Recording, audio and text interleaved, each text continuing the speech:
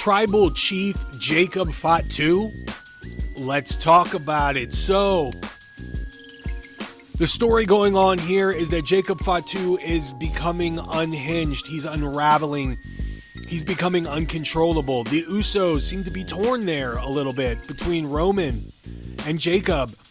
They have an allegiance with Roman Reigns, but there's also a mutual respect there with Jacob Fatu that I sense. There is some animosity, some animus, but at the same time, the Usos, they're not coming to save Roman. They respect that Roman wants to do these things on his own. They're there to provide some support in a different way than they did when the Bloodline originally formed. And now they've gotten themselves into a situation, or at least Roman has gotten himself into a situation, where he's going to be meeting Jacob Fatu in a tribal combat match. A match that we've only seen 2 other times. One with Jey Uso and then one with Solo Sikoa. Solo became this weasel type of a character after he left the Bloodline. You know, originally when he started off in the Bloodline, he was the silent but violent bodyguard, the assassin, Solo. And then he started to become this bombastic character, really hilarious, and drifted away from that almost like Samoa Joe type of a character, right? I mean, he even wore similar attire, but they went a different direction because he does have a lot of personality, and it really got to shine. It was inevitable that they were going to really accentuate that unique personality of Solo Sikoa. But with Jacob is legit a lunatic, and if you've ever followed him on the indies, they talked loosely about his history and life and whatnot. You can see that he's unhinged, and that provides a certain sense of interest. And it's an intriguing premise to put him in a tribal combat match with Roman, because you automatically want to write off this idea that Roman is going to lose tribal combat. Of course he's going to win. It's his match.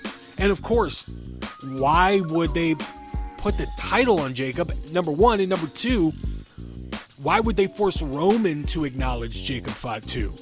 All valid. That is all valid. However, as valid as those points are, what if Jacob won? What if the Usos tried to get involved? Although I don't believe there's interference, but there's been interference in both of the tribal combat matches, so who are we kidding? It's going to be overbooked to hell. So what if Jacob wins because the Usos mess up and cost Roman the match? And then what if the Usos are forced to acknowledge Jacob? Furthermore, what if Jacob puts Roman out of action? Stretcher job, which we've seen Roman, it's kind of what we know Roman to have happened to him. Inevitably, he's going to be put out of action. He's going to miss some time before he comes back and tries to get revenge. So what if we live in an era where Jacob Fatu is the tribal chief? Taped up fingers, Tongan death grip, world title over his shoulder, trying to bring Royce Keys into the Bloodline. I think what the WWE needs the most right now is chaos. They need to switch it up.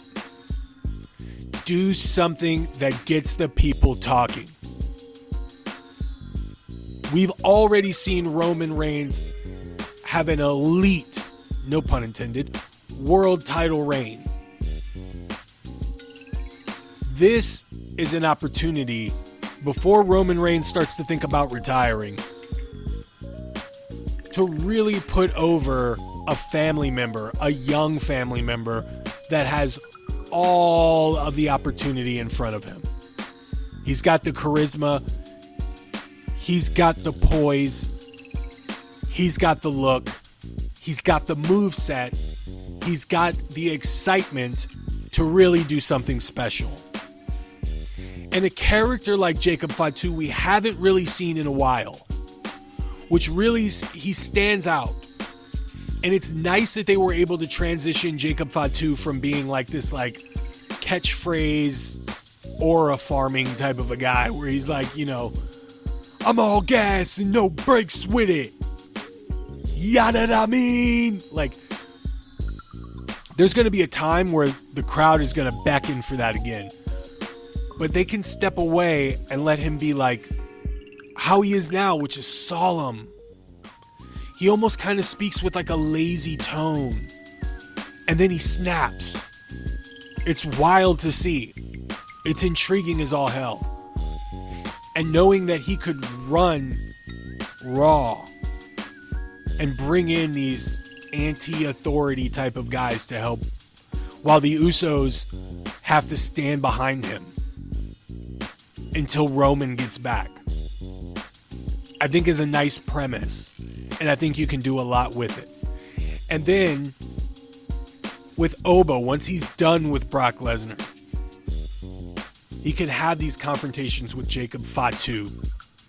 And it would be a good match for Oba to have. Because now Jacob has established himself. He'd be a former champion at that point, because I think Roman would win the title back before Jacob has a confrontation with Oba. But they can set that up over the summer.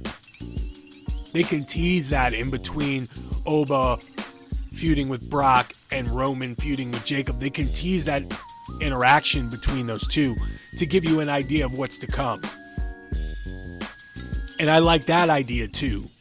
Because in order for us to get to Oba and Roman, there needs to be a moment in time where Oba might have to go through the bloodline to get to Roman. Beat Bronson Reed, who has a win over Roman. Who's not in the bloodline, but, you know, he's in the bloodline. He was in Solo's bloodline. You know what I mean? And I think that could work too. Because in order to get to the tribal chief, the top guy, you got to go through the list of guys there. Solo, he'd have to go through Solo. He'd have to go through Tama Tonga, Jacob Fatu, the Usos, etc. That could set him up against Roman in the future. So you can start that up right away as soon as he beats Brock. Hopefully he beats Brock at either Night of Champions or at SummerSlam, whichever way they decide to go with that. But Jacob as a world champion, I really hate to say it. You guys gotta understand, I'm a mark.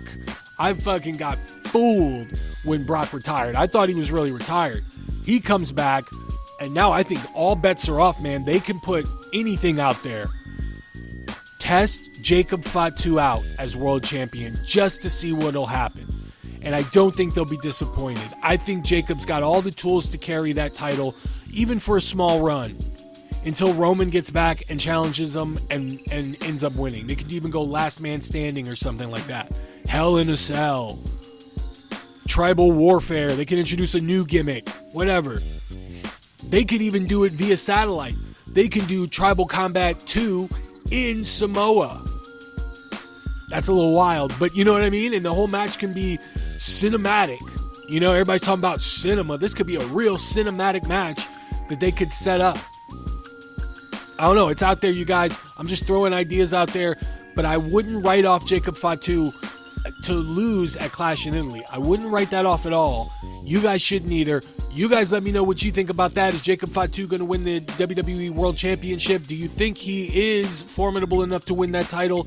Do you think Roman would put Jacob over and then they can have that best of 3 series? No different than what we might be seeing with Oba Femi and Brock Lesnar? Well, you guys let me know in the comment section down below. Thanks for watching, you guys. If you like this video and more, hit the thumbs up, the notifications bell. It's all free, dog. All you got to do is hit that subscribe button like it owes you money. And now you're in the portal of pro wrestling. And when I drop in with some hotness, we get to talk about the professional wrestling business and the current product and have a good time doing it. You guys, thanks again for listening. This is the Wrestling Old Head. Stay tuned for more.